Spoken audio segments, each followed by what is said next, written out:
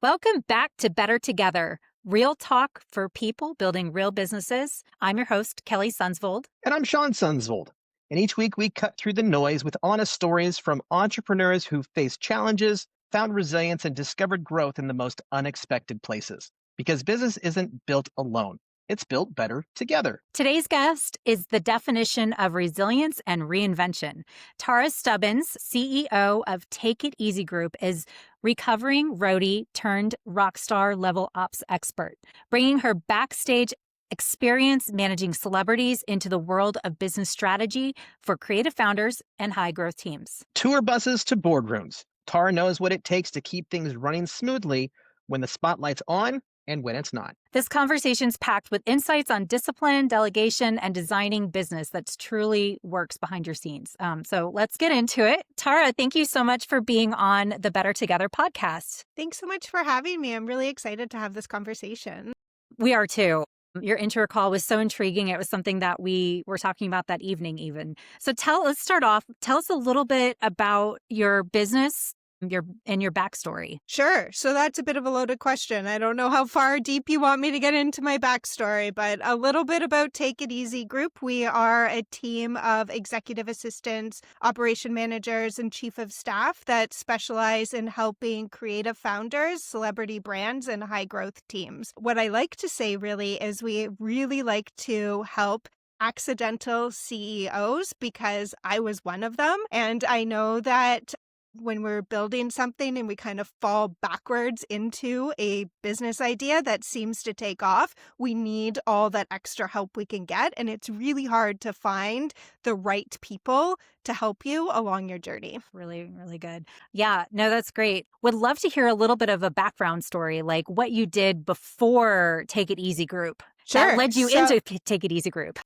Yeah. So it started out when I was really young. I actually had a t-shirt that said, "Remember me, I'm going to be a star." And I was really little. I was, 6 or 7 years old. And I used to wear that shirt all the time to the point where it disintegrated. I really wish I had it today. I think my mom actually threw it out because it had too many holes in it, but told me it disintegrated.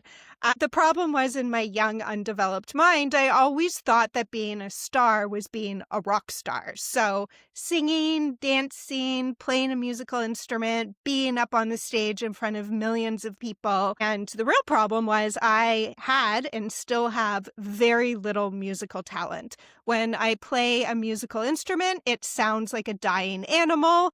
Nobody wants to be in the room when I try to sing. It's just not great. I love music. I appreciate it more than probably anybody, but I just can't play it. So I always thought when I was taking piano lessons and guitar lessons, like, I'm never going to achieve my dream. I'm just going to be like a useless human being. I'm just going to throw this dream away.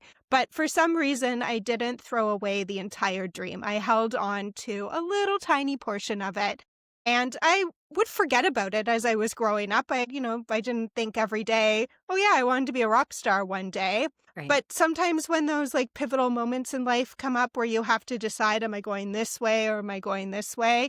That's when I would remember, oh yeah, I wanted to be a rock star. Now, I was still very young. I was still, in my teenage years. So those pivotal moments weren't really what we go through as adults. Yeah. But there was this one moment where I had this chance to either continue along in high school or drop out and jump on a rock and roll tour bus. And I picked that one. My Good mother choice. wanted to kill me.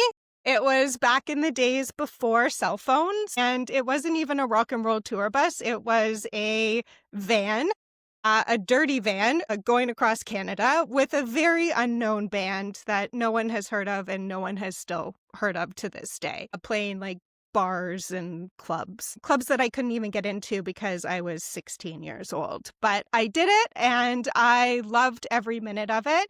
And out on the road, I realized that I didn't necessarily, of course, I loved being part of like the music scene, but I really, really loved helping people. And I wanted more of that. I wanted more of being able to, even whatever little task or job I was doing, I could see that it was helping them in some way. And I wanted more. So finished the tour, went back, finished off high school, and just put everything I could into trying to find more and more people in the music scene that I could help, and ended up working my way up to help some pretty big and cool rock and roll bands. I spent 2 world tours with the Rolling Stones supporting Mick Jagger.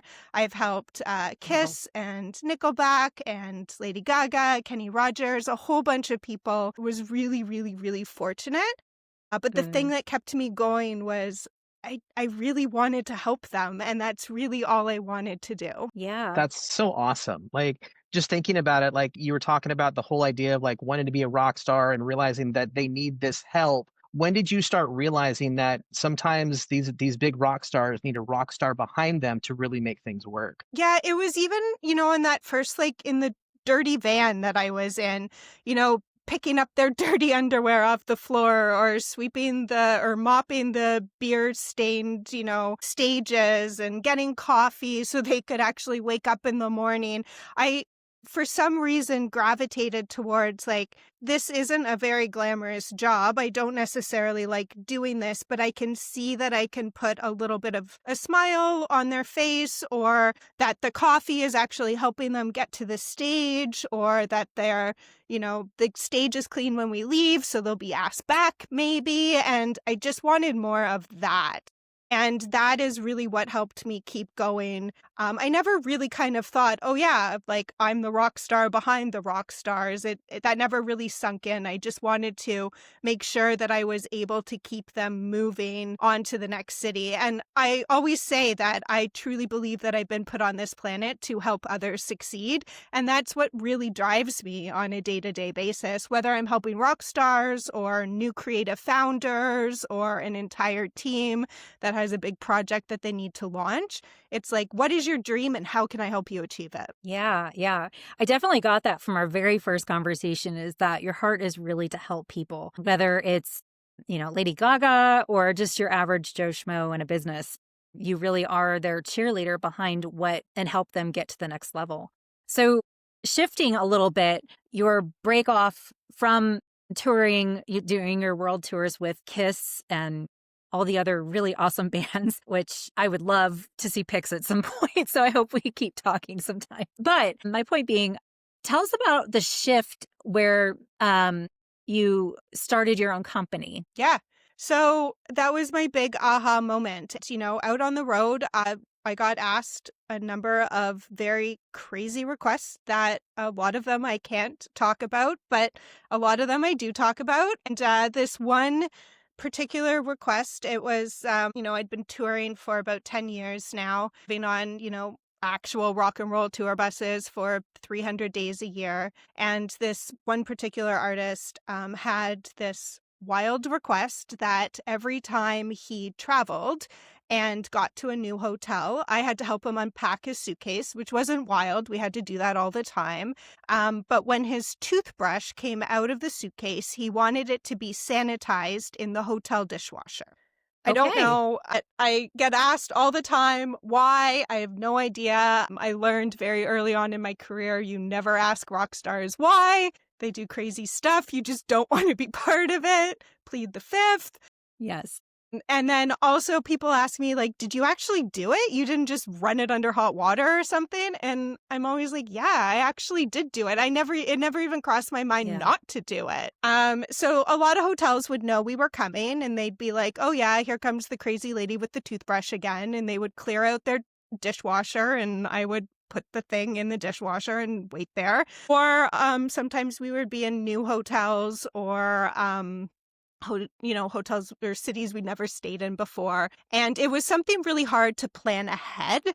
It was early on in the late 90s, early 2000s. So like emailing was a thing, but not really a thing. And we were advancing riders, but it's still hard to kind of explain that, when we get there, we have to put a toothbrush in the dishwasher. So it was more of a conversation that was had on the spot. And we were actually in a brand new luxury 5-star hotel in Shanghai. Never stayed there before. And I was having to explain that I had to put this toothbrush in the dishwasher. And They didn't speak English. I didn't speak their language. It was before Google Translates on phones. And I remember standing there. They were looking at me like I had three heads. They just weren't contemplating or grasping that I had to put this toothbrush in their dishwasher. And I just remember thinking, there's got to be more to life than this. And that was my big aha moment where I was like, I still want to help people.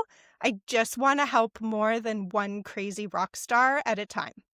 So came off the road, finished the tour, came off the road, and decided that I was going to help more than one crazy rock star at a time. Had no idea what I wanted to do or how I was going to do it, but kind of followed that dream into accidentally building a business and doing that. Wow. Wow, that's really good. That's really awesome. Okay. So one of the things you mentioned early on was like being an accidental CEO and helping accidental CEOs. I would love for you to maybe talk a little bit more about that accidental CEO term and what you mean by that. Yeah, so as I was just explaining, kind of I didn't know what I was doing. I had no background. I was a dirty roadie. I knew how to put toothbrushes in dishwashers. That's really all I knew how to do. And so I didn't know that, how to build a business or even that I was building a business or what to do when I actually got more clients than I could handle. So for me, that was just accidentally, I'm actually now have 6 clients. I can't do this myself. I need to hire someone to help me. Oh, I'm now growing a team. Oh, I now have payroll. Oh, I now have to think about how we're going to get our next client all of a sudden because the team's growing. There's lots of these things that I just didn't even know existed. That business is actually still running today. It's a personal concierge and lifestyle management company that helps high-profile, high-net-worth people manage their homes. And it's been something constant for me and consistent that I've been able to lean back on when I've kind of dove into other business ventures that haven't necessarily succeeded very well. But it's because that business I kind of have just I haven't really grown it to the point where I guess I could have. It was just kind of a hobby business for me at first.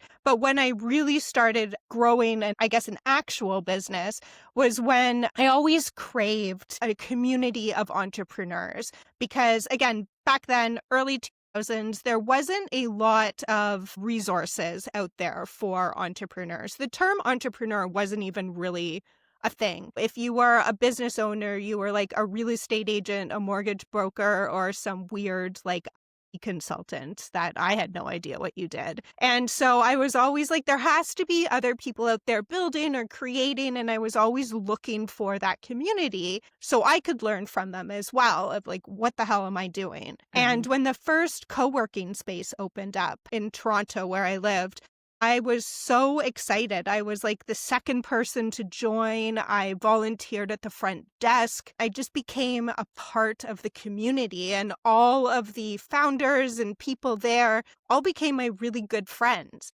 And I could see that they were building these really cool businesses, but as they were doing it, they could get to one kind of part of success, but they were having a lot of trouble getting over, I call it that hump of success. Mm-hmm. Of being able to build a lot on your own. And then you're okay, now what? And because I had kind of been through that with my own business and I'd seen it with the rock stars that I'd supported, I was oh, you just have to delegate, but you have to delegate strategically. That's what they do. And I was I can help you. So I just started helping them for free because they were my friends.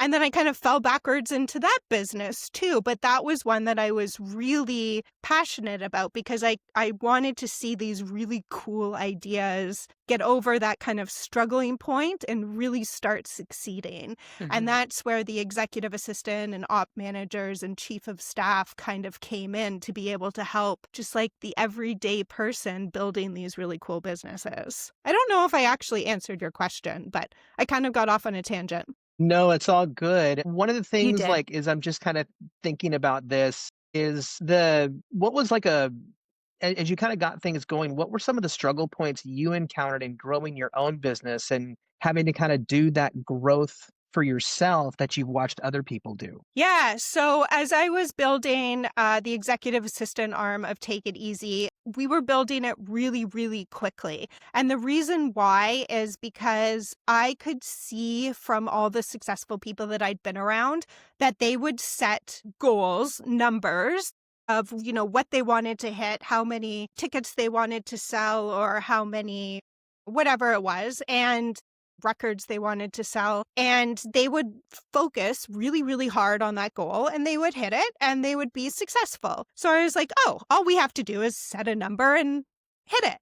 And because I'm really driven, I would set a number and I would hit it. Now, I'd be like, oh, I want 50 new clients this quarter, and I want a team of 100 people. That sounds cool. I want, all of these things. And I would do absolutely everything to go out and get these numbers. And I made another mistake of hiring a friend who was going to helped me in kind of sales. And we did a really great job together until things got bad. That's a whole other story. But we were setting these numbers just to set numbers, and they weren't necessarily the right metrics. And there was zero foundation to the business at all. We were just like going after clients, getting these clients. Oh, now we need to hire. Our hiring plan was, can you pass a background check? Can you start tomorrow? Yes, Wow. great. Okay, you're Wow. hired. So we scaled super quickly to the point where we were 15, 20 times in our business year over year. We scaled to the point where we were making about CK MRR. So massive growth, but Yeah. zero not even a thought of building a foundation. We were just chasing those vanity metrics. And that all came because of my background of like, oh, the rock stars chase metrics. We can chase metrics. Look at what we're doing. We're actually succeeding. But we weren't bringing in the right clients. The clients could barely pay us. We were making them angry because we weren't making great hiring decisions. We were having to discount and refund. We were having to let, our people go so quickly because they weren't the right fit. It was a disaster. And so we crashed and burned. There was internal fighting from hiring a friend. It was just not great. Yeah, and we went not from 750K to like K MRR in a matter of 4 or 5 months. So a massive crash. Yeah, that's And wow. Sorry, go on. No, I was just going to say, wow, that is a massive crash for sure. So all those people probably had to be let go, right? Yes, they had to be let go, but a lot of them had their foot out the door anyway, because as you can imagine, with that business growth and scale and the way we were hiring and not building a culture, not building any foundation, nobody wanted to be in the business either. It was a toxic place to be in. So I don't know if we necessarily had to kick people out or if they were just leaving anyway. And clients weren't happy either because obviously they weren't matched with the right people. They were just being brought on to be a number. A lot of them couldn't afford our services anyway or didn't even really need our services. They were just coming in because they were a friend of a friend. So we could say, oh, look, we have, 1,000 clients now. So I had one client who wanted to pay me with homemade soup. Like, that doesn't pay payroll. It was a complete disaster. Oh my Wow. goodness. So you really learned through all that systems and processes and that foundation of your business is so important.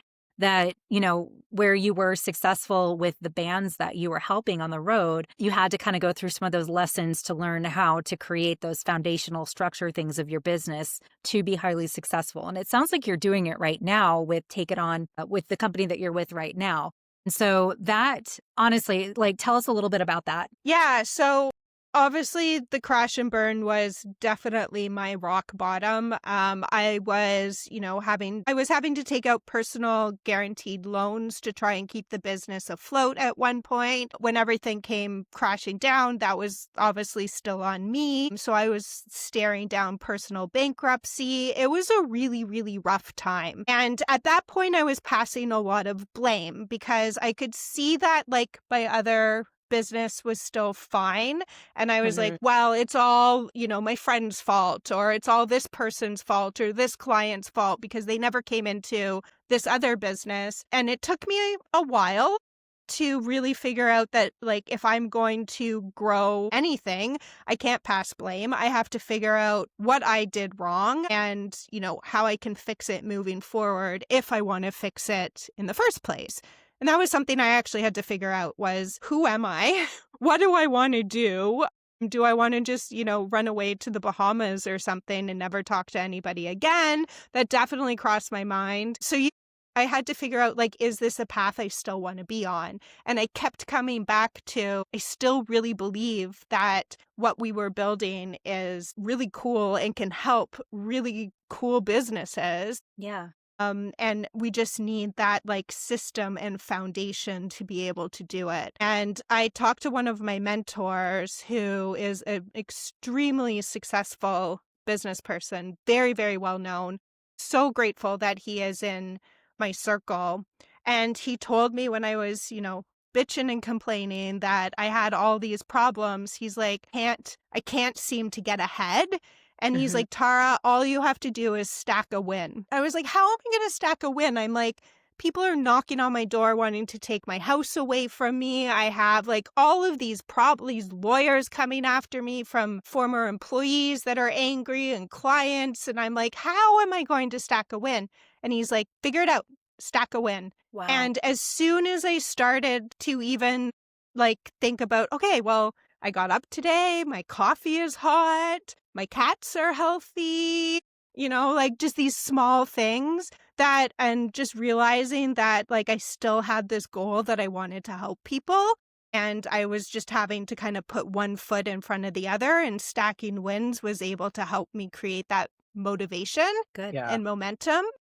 That is what really, really helped me start figuring out, okay, now I'm stacking wins. Now I need to figure out these systems. Let's take it slow this time. So yeah, that's like a long answer to your question. Yeah. Yeah. One of the things that I'm hearing in that, you were talking about stacking wins, in talking with your mentor, I think there's a lot to be said there about mindset, right? Of focusing on the positive things. How much of a challenge was it for you as you were going through that to make that mental shift and to start looking at those things differently day after day? Yeah, I have a love-hate relationship with the term mindset.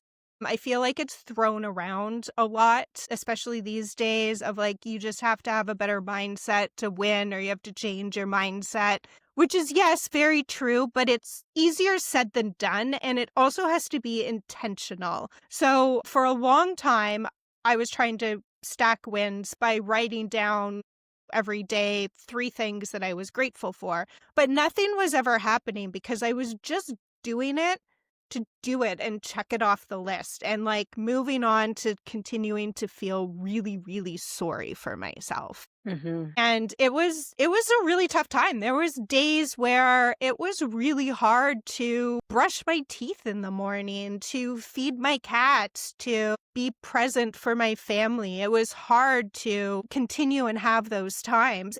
And we still had a few clients that take it easy as well. So still being able to kind of show up for the clients and figure out what we were doing as a small team. And until I kind of realized that you can't force it. You can't just, like, force affirmations in the mirror and yell and scream at yourself and think that, everything's going to change the next day. It's not something that you can kind of switch on and off, that it's like a repetitive habit that you have to build and actually really be thoughtful about it, was when I started realizing that mindset is actually you taking action towards what you want in the future. And not, again, being like, I want to be happy, or I'm a happy person, or I'm a successful person. Like, that can only get you so far. Exactly.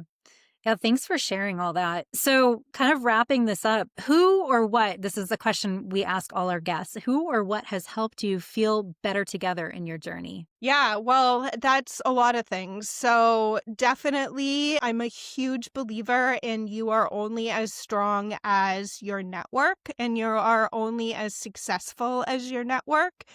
And I feel like chasing rock stars around the world, I would have never been able to actually, like, get the things that they wanted figured out if I wasn't able to lean on my network. Again, this is in the days before, Uber and Googling things. Like I had to actually make calls sometimes on pay phones or hotel phones to try to figure out like how I was going to solve this problem or get this request. And it was my network that got me there. It was my network that built my first business. It was leaning on the new network that I surrounded myself in, that co-working space that helped me build the second business.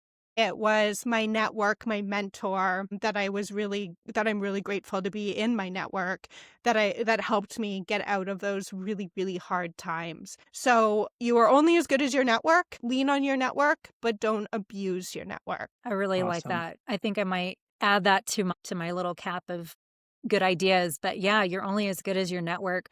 I mean, one of the things that we really talk about when we're talking to clients, we're talking with even our kids too, is like collaboratively, like collaboration is key. Like if you need help, talk to someone, or like for our client, that might be for our kids, but for our clients, like we want to be part of your team. If there are good things happening in your business, we want to celebrate with you. And if there's challenges, let us let us in and we'll see how we can help you with that. And like you're right, that network is just really key and critical to having people around you. And it sounds like you've done very well at Take It Easy Group. So what's next for you?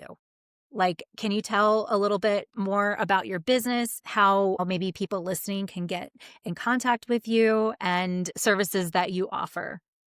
Yeah, It's a very so loaded question. it is. Bring us Take up It to the Easy Group. present. Yeah. TakeItEasyGroup.com. I am very active on LinkedIn. I'm assuming you'll put them in the show notes. Yes. Tarra with 2 R's, Stubbins. But anybody can reach out to me. I will offer 15 minutes of my time if you are struggling, if you have a concept that you just don't know if it's going to take off. If you are struggling with systems or a co-founder or whatever, please reach out. I am more than happy to offer any of my advice from what I have personally been through.